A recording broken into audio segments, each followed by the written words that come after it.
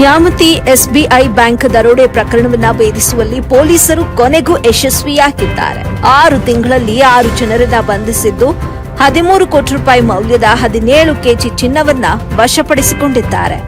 2024 October 24ರಂದು ಆರೋಪಿಗಳು bank ದರೋಡೆ ಮಾಡಿದ್ರು.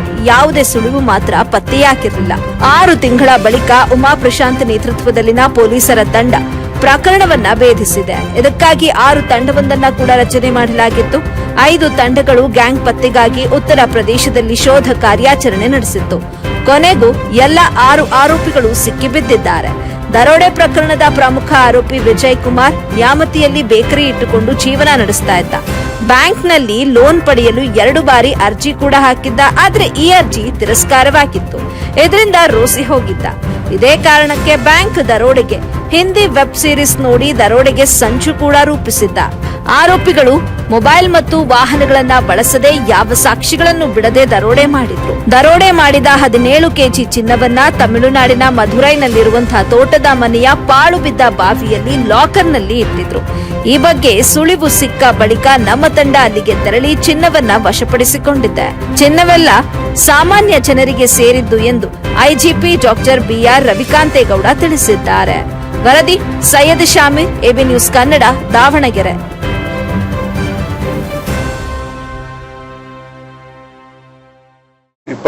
ತಾರೀಕು 2024 ನ್ಯಾಮತಿ ಎಸ್ಬಿಐ ಬ್ಯಾಂಕ್ ಅನ್ನ ತೆರೆದಾಗ ಗೊತ್ತಾಗುತ್ತೆ ದೊಡ್ಡ ಪ್ರಮಾಣದ ಕಳ್ಳತನ ಆಗಿದೆ ಅಂತೇಳಿ.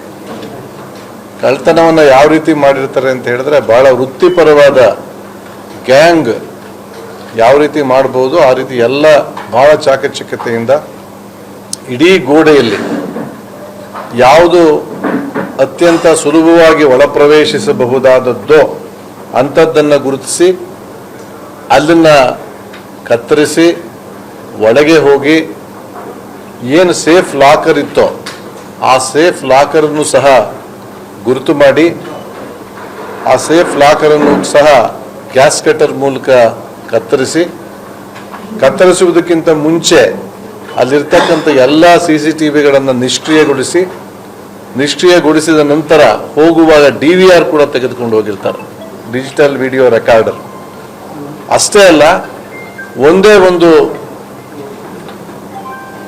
ಒಂದು ಬೆರಳಚ್ಚು ಕೂಡ ಸಿಗದ ಹಾಗೆ ಅವರು ಬಹಳ ವೃತ್ತಿಪರತೆಯಿಂದ ಕೆಲಸವನ್ನು ಮಾಡಿರ್ತಾರೆ, ಕಳ್ಳತನವನ್ನು ಮಾಡಿರ್ತಾರೆ. ಡಾಗ್ ಸ್ಕ್ವಾಡ್ಗೆ ವಾಸನೆ ಗೊತ್ತಾಗಬಾರ್ದು ಅಂತ ಹೇಳಿ ಇಡೀ ಆ ಆವರಣದಲ್ಲಿ ಖಾರದ ಪುಡಿ ಚೆಲ್ಲಿ ಹೋಗಿರ್ತಾರೆ. ಇದನ್ನ ನೋಡಿದ ನಂತರ ಸುಮಾರು 17 ಕೆಜಿ, ಎಷ್ಟು 17.7 ಕೆಜಿ ಚಿನ್ನವನ್ನು ಕದ್ಕೊಂಡು ಹೋಗಿದ್ದಾರೆ ಅಂತ ಹೇಳಿ ಬಹಳ ಸರ್ವೆ ಮಾಡಿ